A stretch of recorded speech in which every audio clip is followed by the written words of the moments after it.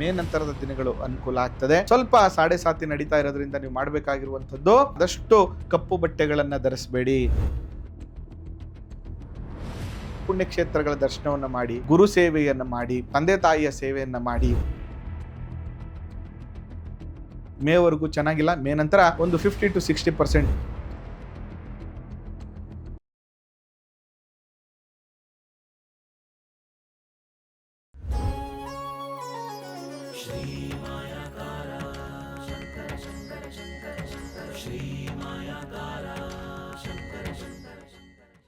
ಇನ್ನು ಕೊನೆಯ ರಾಶಿ, ಕಟ್ಟ ಕಡೆಯ ರಾಶಿ ಮೀನರಾಶಿ.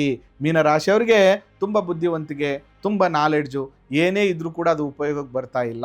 ಯಾಕಪ್ಪ ಬರ್ತಾ ಇಲ್ಲ ಅಂತಂದರೆ, ಜನ್ಮದಲ್ಲೇ ಶನಿ ಕೂತ್ಕೊಂಡಿದ್ದಾರೆ. ಆರಂಭದಲ್ಲಿ ಮಾಡುವಂಥ ಕೆಲಸ ಕಾರ್ಯಗಳ ಫೋರ್ಸ್ ಬರ್ತಾ ಇಲ್ಲ, ಕಂಟಿನ್ಯೂ ಆಗ್ತಾ ಇಲ್ಲ. ಏನೋ ಮಾಡಬೇಕು ಅಂತ ಶುರು ಮಾಡಿದ್ದೀನಿ, ಆಫೀಸಲ್ಲಿ ಹೋಗಿ ಕೂತ್ಕೊಳ್ಳೋಕೆ ಮನಸ್ಸು ಬರ್ತಾ ಇಲ್ಲ, ಕೆಲಸವನ್ನು ಮಾಡೋಕ್ಕೆ ಮನಸ್ಸು ಬರ್ತಾ ಇಲ್ಲ, ದುಡ್ಡು ಸಂಪಾದನೆ ಮಾಡುವಂಥ ದಾರಿಗಳು ಕಾಣಿಸ್ತಾ ಇದೆ, ನನಗೆ ಯಾಕೋ ಆಸಕ್ತಿ ಇಲ್ಲ ಅನ್ನುವಂಥ ಪರಿಸ್ಥಿತಿಗಳು, ಆಲಸ್ಯತನ, ನಿದ್ರಾ ಹೀನತೆ ಅಥವಾ ನಿದ್ರೆ ಹೆಚ್ಚಾಗುವಂಥ ಪರಿಸ್ಥಿತಿಗಳು. ಏನಪ್ಪ ಎಷ್ಟೇ ಕೆಲಸ ಕಾರ್ಯಗಳು ಮಾಡ್ತಾ ಇದ್ದೀನಿ, ದುಡ್ಡು ಇನ್ವೆಸ್ಟ್ಮೆಂಟ್ ಮಾಡಿದ್ದೀನಿ, ಕೊಡೋರು ಕೊಡ್ತಾ ಇಲ್ಲ, ವ್ಯವಹಾರಗಳಲ್ಲಿ ಲಾಭ ಬರ್ತಾ ಇಲ್ಲ, ರಾಜನ್ ಥರ ಬದುಕಿದ್ದೆ, ಇವತ್ತು ಭಿಕ್ಷಕಂತರ ಕೇಳುವಂಥ ಒಂದು ಪರಿಸ್ಥಿತಿ ಬಂದ್ಬಿಟ್ಟಿದೆ ಅನ್ನುವಂಥದ್ದು ಇರ್ತದೆ. ಆದರೆ ಮೇ ನಂತರ ಈ ಎಲ್ಲ ಪ್ರಾಬ್ಲಮ್ಸ್ಗಳು ಒಂದು ಸಣ್ಣ ಪುಲಿ ಸ್ಟಾಪ್ ಬರ್ತದೆ. ಯಾಕೆಂದರೆ ಪಂಚಮದಲ್ಲಿ ಗುರು ಸಂಚಾರ ಮಾಡ್ತಾ ಇದ್ದಾರೆ. ಪಂಚಮದಲ್ಲಿ ಗುರು ಸಂಚಾರ ಮಾಡುವಾಗ ಲಗ್ನಾಧಿಪತಿ ಪಂಚಮದಲ್ಲಿ ಹಂಸಯೋಗದಲ್ಲಿ ಸ್ಥಿತನಾಗಿದ್ದಾಗ ರಾಜಯೋಗ, ಧನಯೋಗ, ಭೋಗವನ್ನು ಕೊಡುವಂತಹ ಯೋಗವನ್ನು ಕೊಡ್ತಾನೆ ಅಂತ. ಅದರಿಂದ ಮೇ ನಂತರ ಶ್ರೀಮಂತರಾಗ್ತೀರಿ, ಒಂದಷ್ಟು ಧನಕನಕಾದಿಗಳ ಸಂಪಾದನೆ ಆಗುತ್ತೆ, ಮಲ್ಟಿಪಲ್ ಸೋರ್ಸ್ ಆಫ್ ಇನ್ಕಮ್ ಆಗುತ್ತೆ, ಮಾಡುವಂಥ ಕೆಲಸದಲ್ಲಿ ಲಾಭಗಳು ಜಾಸ್ತಿ ಆಗ್ತದೆ, ಎಜುಕೇಷನಲ್ಲಿ ಅಭಿವೃದ್ಧಿ ಆಗ್ತದೆ, ಹೊರದೇಶದ ಪ್ರವಾಸಗಳನ್ನು ಹೋಗುವಂತಹ ಒಂದಷ್ಟು ಅವಕಾಶಗಳು ಕೂಡಿ ಬರ್ತದೆ. ಅದರಿಂದ ಮೇ ನಂತರದ ದಿನಗಳಲ್ಲಿ ಖಂಡಿತವಾಗಿಯೂ ಪೂರ್ಣ ಪ್ರಮಾಣದಲ್ಲಿ ಎಲ್ಲವೂ ಸರಿ ಹೋಗ್ಬಿಡುತ್ತೆ ಅಂತ ನಾನು ಹೇಳಲ್ಲ, ಒಂದಷ್ಟು ಬದಲಾವಣೆಗಳಂತೂ ಖಂಡಿತವಾಗಿಯೂ ಆಗ್ತದೆ. ಈ ವರ್ಷ ನೀವು ಮಾಡಬೇಕಾಗಿರುವಂಥದ್ದು ಎಲ್ಲರಿಗೂ ಹೇಳೋದನ್ನು ಕಡಿಮೆ ಮಾಡಿಕೊಂಡು ಎಲ್ಲರಿಂದ ಕೇಳುವಂಥದ್ದು, ಮತ್ತು ಎಲ್ಲರಕ್ಕಿಂತ ಮುಂದೆ ಹೋಗಿ ನಿಂತುಕೊಳ್ಳೋದ್ರ ಬದಲು ಎಲ್ಲರ ಜೊತೆಗೆ ಹೋಗುವಂಥ ಕೆಲಸವನ್ನು ನೀವು ಮಾಡಬೇಕಾಗ್ತದೆ. ಅದರಿಂದ ಈ ವರ್ಷ ಮೇ ನಂತರದ ದಿನಗಳು ಅನುಕೂಲ ಆಗ್ತದೆ. ಸ್ವಲ್ಪ 7.5 ನಡೀತಾ ಇರೋದ್ರಿಂದ ನೀವು ಮಾಡಬೇಕಾಗಿರುವಂಥದ್ದು ಏನಪ್ಪ ಅಂತಂದರೆ, ಆದಷ್ಟು ಕಪ್ಪು ಬಟ್ಟೆಗಳನ್ನು ಧರಿಸಬೇಡಿ, ನೀಲಿ ಬಟ್ಟೆಗಳನ್ನು ಧರಿಸಬೇಡಿ, ಗ್ರೇ ಬಟ್ಟೆಗಳನ್ನು ಧರಿಸಬೇಡಿ. ಇದಿಷ್ಟು ಕೂಡ ನಿಮಗೆ ನೆಗೆಟಿವ್ ಆಗುತ್ತೆ.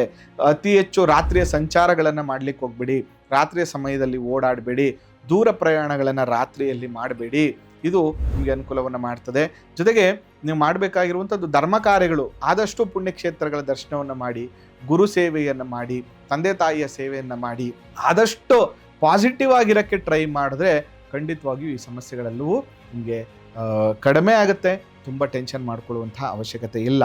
ಅದರಿಂದ 7.5 ದೋಷ ನಿವಾರಣೆಗೆ ಅನುಕೂಲ ಆದರೆ ಮನೆಯಲ್ಲಿ ಅಥವಾ ದೇವಸ್ಥಾನದಲ್ಲಿ ಎಲ್ಲರೂ ಒಂದು ಚಿಕ್ಕದಾಗಿ ಶನಿ ಶಾಂತಿಯನ್ನು ಮಾಡಿಸಿ, ಹಸಿದ ವೃದ್ಧರಿಗೆ ಒಂದಷ್ಟು ಅನ್ನವನ್ನು ಹಾಕಿ, ಮತ್ತು ಪ್ರತಿ ಶನಿವಾರದ ದಿನ ಕಪ್ಪು ನಾಯಿಗೆ ಸ್ವಲ್ಪ ರೊಟ್ಟಿಯನ್ನು, ಅನ್ನವನ್ನು ಹಾಕಿ ಅಥವಾ ಪ್ರತಿದಿನವೂ ಹಾಕಿ, ಇದರಿಂದ ಎಷ್ಟೋ ರೀತಿಯ ದೋಷಗಳು, ಸಮಸ್ಯೆಗಳು ನಿವಾರಣೆ ಆಗ್ತದೆ. ಒಟ್ಟಾರೆಯಾಗಿ ಮೇವರೆಗೂ ಚೆನ್ನಾಗಿಲ್ಲ. ಮೇ ನಂತರ ಒಂದು 50 to 60% ಅತ್ಯಂತ ಶುಭದಾಯಕವಾಗಿರುವಂಥ ಫಲಾಫಲಗಳು ನಿಮಗೆ ಪ್ರಾಪ್ತಿ ಆಗ್ತದೆ. ಇದು ಮೀನರಾಶಿಯವರ ಯುಗಾದಿಯ ವರ್ಷ ಭವಿಷ್ಯ. ಒಟ್ಟಾರೆಯಾಗಿ ಈ ವರ್ಷ ಯುಗಾದಿಯಲ್ಲಿ 12 ರಾಶಿಯವರ ಫಲಾಫಲಗಳು ಹೇಗಿರುತ್ತೆ, 12 ರಾಶಿಯವರಿಗೆ ಏನೆಲ್ಲ ಶುಭ, ಏನೆಲ್ಲ ಅಶುಭ ಅನ್ನುವಂಥ ಎಲ್ಲ ವಿಚಾರಗಳನ್ನು ನಿಮಗೆ ಈ ಸಂಚಿಕೆಯಲ್ಲಿ ತಿಳಿಸ್ಕೊಟ್ಟಿದ್ದೇನೆ. ನಿಮಗೂ ಕೂಡ ಈ ಸಂಚಿಕೆ ಇಷ್ಟ ಆಗಿದ್ದರೆ ಫಾಲೋ ಮಾಡಿ, ಶೇರ್ ಮಾಡಿ, ಸಪೋರ್ಟ್ ಮಾಡಿ. ನಮಸ್ಕಾರ.